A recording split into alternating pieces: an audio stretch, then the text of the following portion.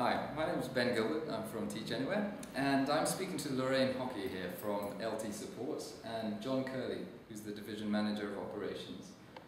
Lorraine, maybe we could start with you. You've got your family and two lovely children in Abu Dhabi, is that right? Yes, I have. Okay. I was lucky enough to be part of the first year's licensed teachers that were invited in 2009. And I took my husband, Richard, and my three children over, okay. And was privileged enough to be placed in Al. Right. And what sort of advice would you give to teachers coming over with their families to Abu Dhabi? How was that process for you? The process was quite stressful for us. I think, like all families, you don't knee-jerk on a job offer. You have to take time and really think things through and think of the logistics. We arrived in Abu Dhabi as a family of 5 and decided to use the first few weeks as a sort of part of our annual holiday. Okay. And that was wonderful because we had that opportunity to do that.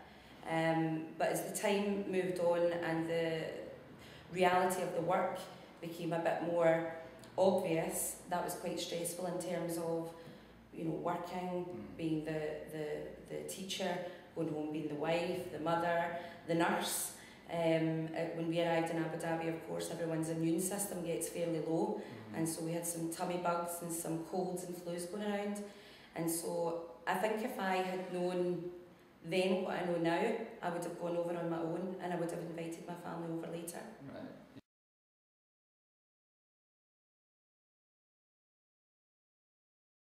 Right. During the first 6 weeks, there's a lot of things for teachers to absorb. We have all-day meetings that run into evenings. There's a lot of acclimatisation. There's a lot of work to be done in terms of visas, medicals, trying to get housing for people, and all of that takes up a lot of time.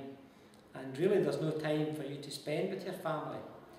And actually, there's no place for your family to go either, because what we will do is there'll be about 1,000 teachers come abroad to work with us in batches of 500. We will put those teachers into a hotel room, and the hotel rooms would not be an appropriate place for a family to live for 6 weeks. So it's just really not conducive to family life, and there's all the additional work that teachers have to do at that time, and we need them 100% focused on that. Okay, excellent. Lorraine, do you want to add anything? I would just add from the licensed teacher support team that part of the orientation programme is to equip teachers with enough information and enough experience that will get them started in those first few weeks at school. And so the orientation really does take a lot of energy. They're fairly long in days, but they're wonderful, they're very exciting and very informative, but they're full on. And so I think that teachers need to have that level of commitment and engagement, that if you're going back to your family later and trying to work through all the other visa processes and things that John's spoke about, it can take up some time that you just don't have.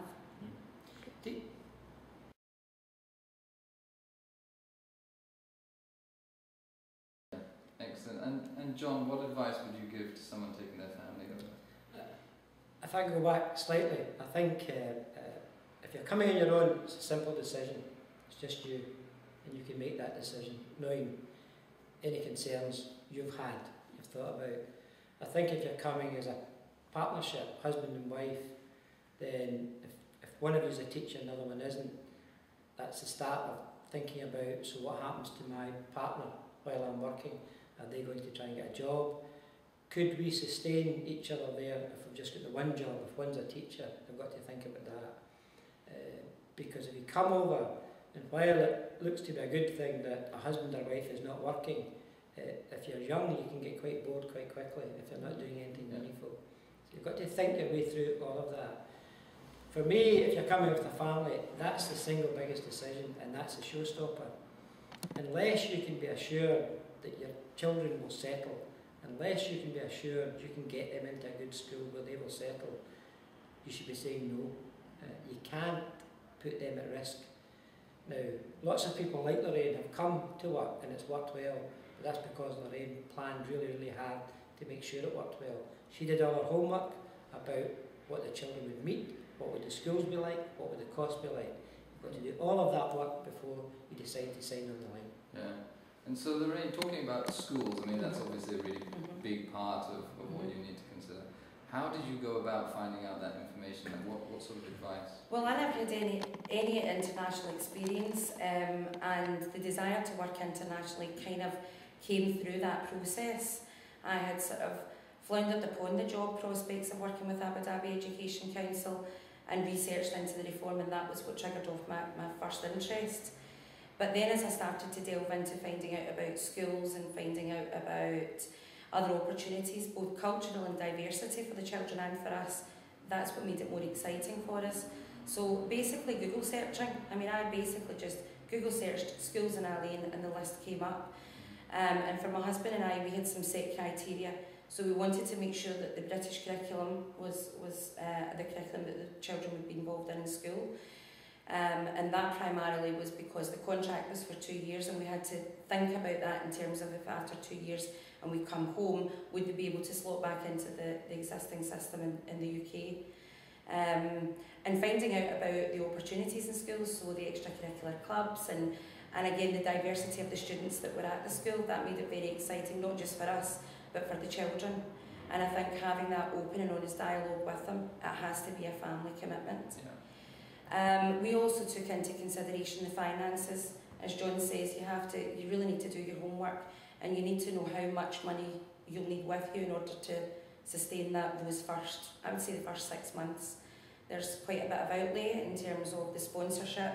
ADEC does pick up the cost, but things like the attested documentation, all these sort of costs that are over and above, sometimes the hidden costs that you're not really sure of. So I think you need to be financially sound to come over, because I think if you're not ready for that kind of challenge, that would be enough for it to be a deal breaker. Yeah, sure.